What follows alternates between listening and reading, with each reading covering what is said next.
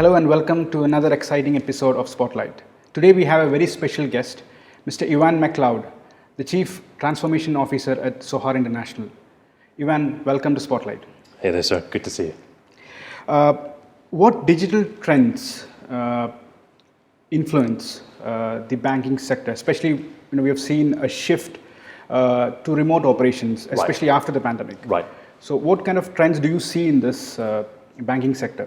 So there's a couple of broad themes. There's one that within the banking sector, I think we're seeing a significant change of how work is being delivered. No surprise because of the pandemic. So there's a lot more remote work, a lot more perhaps different thinking permeating the banking sector than perhaps we've seen before. Because for the longest time, many roles were expected and required to be performed in a particular place, in a particular location. So I think within the banking sector, we're seeing a big change in how work is being performed. And then I think we're seeing a fast forward, a development of attitudes. I think that we're already there in terms of bringing digital services and to customers and getting customers comfortable with those. So I think that's one theme we're seeing. Then from the consumer standpoint, that I find incredibly exciting because we're seeing the move of how customers are interacting with financial services and using their financial services. You only have to walk around any mall here in Oman to see the big signs that were almost handwritten. I think to begin with, through the initial phases of the pandemic, that are now saying contactless, please, contactless preferred. So I think the overriding trend, I think all of us in the financial sector are dealing with is the consumer appetite for digital services and this move, this migration toward really embracing and accepting digital services. I think that was there before pandemic. When I arrived in Oman, I found a population of digital enthusiasts, of people that are really keen on technology fundamentally. The way that people are using technology, WhatsApp and Instagram, to interact and to boost commerce around the country anyway. So I think we are seeing that in the numbers too. So for example, let's get the figures correct here. So I think about 10%, on average, 10% of transactions were contactless. Okay. In Oman, around about 10% before pandemic. Now 50%. Okay. So huge change. On average, the contactless transactions before pandemic were about between 2 and 5 riyals. Now that average is up to 10 plus. So we're seeing consumers really locking on to that contactless sign and to that capability. So you think Oman is moving towards that cashless economy? I think there's a strong desire for cashless. I think it's probably convenience that's driving it. And of course, the pandemic has made us all a little bit more aware of touch, of money, of exchanging paper or physical money. So I think it's probably convenience that's driving it. But ultimately, I'm encouraged and excited to see that the Omani population is very digital. Very savvy with technology. And I think the challenge now is making sure that the financial services industry is matching that and is supporting that vision. I think they're going towards that because as we speak next year, the government is making mandatory payment, electronic payment across all the retail shops, restaurants and cafes. Nice. Yes. So as a bank, how do you enhance the technology part when it comes to right? So that I think that move by the government is I think central to moving Oman forward toward the end vision of a fully integrated and excited and technologically savvy country. I love the fact that, for example, my ID card. I can use to go and take a mobile subscription. Yes. We've got a very connected society already, and I think from a financial standpoint, it's then making sure that the right building blocks are in place. So from an industry standpoint, so we as an institution, and I think the banking industry, having seen that ruling from the government, it's our job then to make sure that we're supporting that as much as we possibly can. So making sure that we're creating the right products and services for everybody. Because be clear, the mandate says everything. Exactly. Every transaction, Exactly. there should be a contactless capability. So that means everybody from the fisherman on the beach straight through to paying for your French fries. There must be a contactless option. What that means is we'll see a lot more demand, I think, for POS or point of sale capability. And I think it's just making sure now that the industry is ready to serve that. But there's also a lot of discussion on the safety aspect of it. Right. How safe is that, making payments through? Look, making contactless payments is exceptionally safe. Now, look, fundamentally, the banking industry as a whole is really heavily focused on making sure that the security and integrity of that contactless capability is second to none. And I would like to suggest to all watching that contactless technology is incredibly reliable. It's a global technology. There is a significant amount of investment going into ensuring that your own personal situation is protected at all times. So if there is fraud occurring, then as long as you're behaving correctly, as long as you're reporting your card being stolen, for example, if it has been stolen, then the industry is going to take care of you. Right? I think that it is right that people are concerned.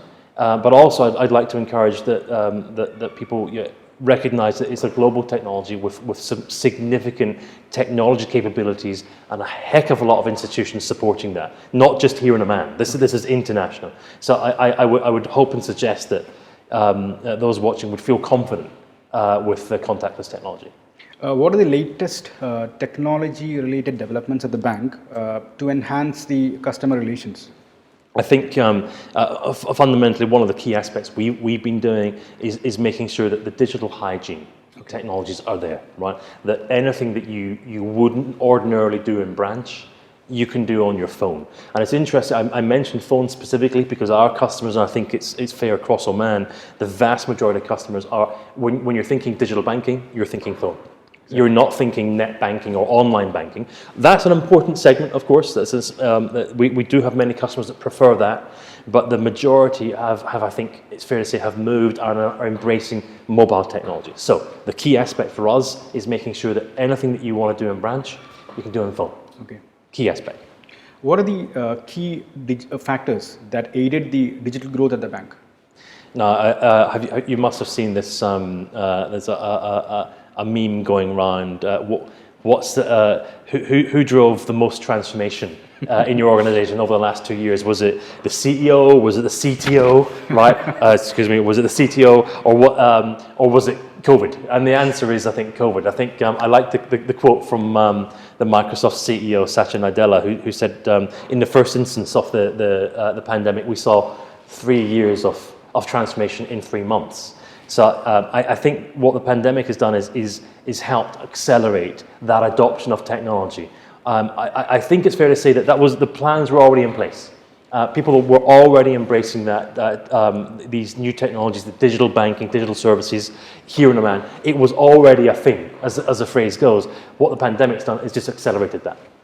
You just spoke about the e-commerce growth when it came to the pandemic, and we are moving through one of the most challenging times of our era. Right. According to your opinion, how has the banks in Oman? I know Bank Sohar is doing a tremendous job. I love your app. We'll come to that later. But how has the banking sector adapted to this technological shift, especially after COVID? The great thing with COVID was, in a banking context, as a banking executive, there was next to no choice. Right? Customers cannot leave the house. Okay. They still need to transact. True. What are we going to do? Yeah. So even if long held tradition or preference in the industry was we do it this way, what the pandemic did was require us all to think very differently. So I think we've seen great performance from the banking sector in general in Oman, where we've had to think differently. Do things differently. We've had to embrace this new reality and say, right, how are we going to make this happen? So, for example, what we were doing was reaching out to customers in the early stages of the pandemic, saying, hey, look, if we reach a situation whereby you can't come to branch to process transactions, to do X and Y, if you can't do that, could you think about this? Now, in the years before, we'd been encouraging customers to adopt digital technology, and I think many of them said, yeah, but we're quite comfortable doing it this way. So what we were doing, I think what most of the industry was doing, was making sure that we could see the reality that, hey, look, for at least another X months, I think we were all hoping it was going to be months, but for at least a few months, we're going to have to change how we operate. And I think as the pandemic has moved on, we have now embedded that flexible, perhaps entrepreneurial style of can-do attitude across the industry. So you see this with many institutions where, yes, in some cases a branch visit is still required, but there's lots of flexibility around that. Like I said, I've heard a lot about your apps. How different it is compared to the other banking apps? Well, we're very proud of our own app.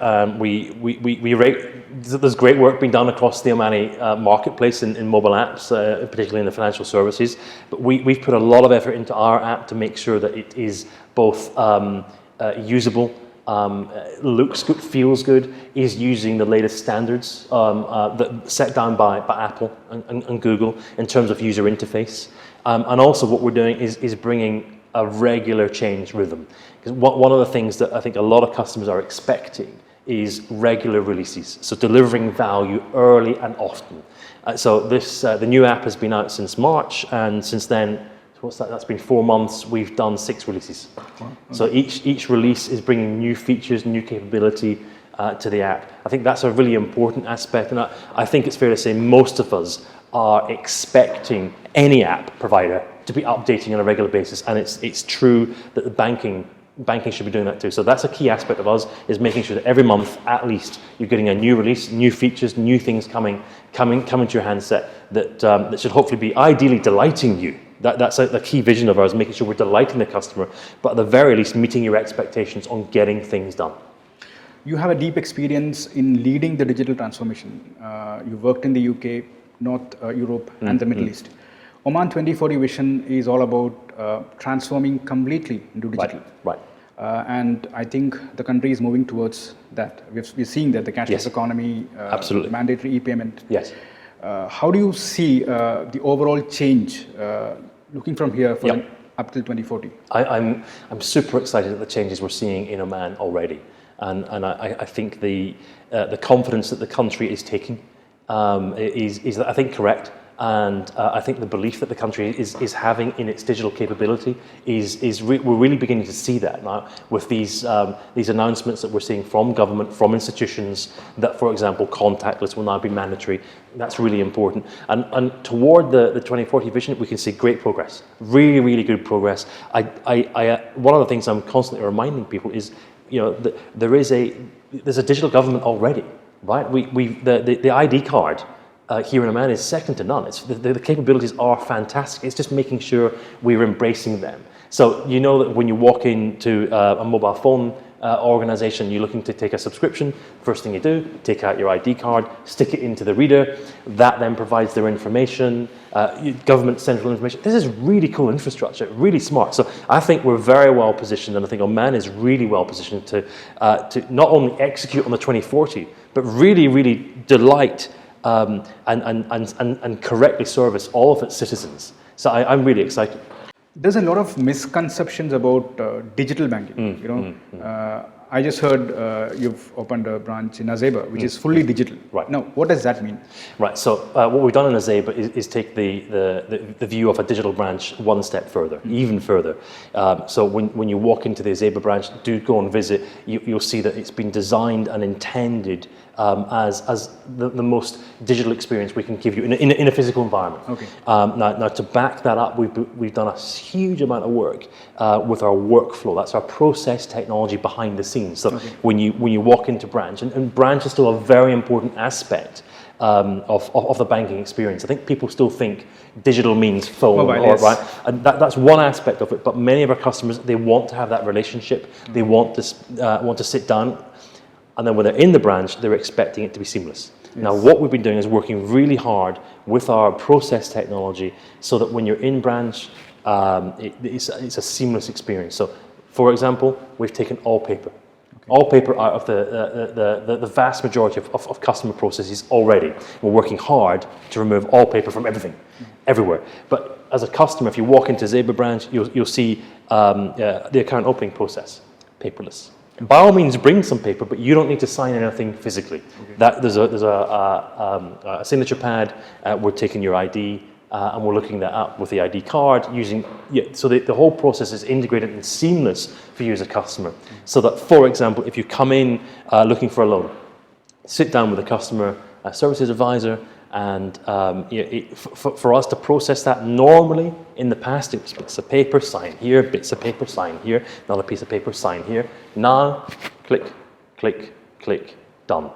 And just before the customer's walking out of branch, you get the text message saying money's in your account.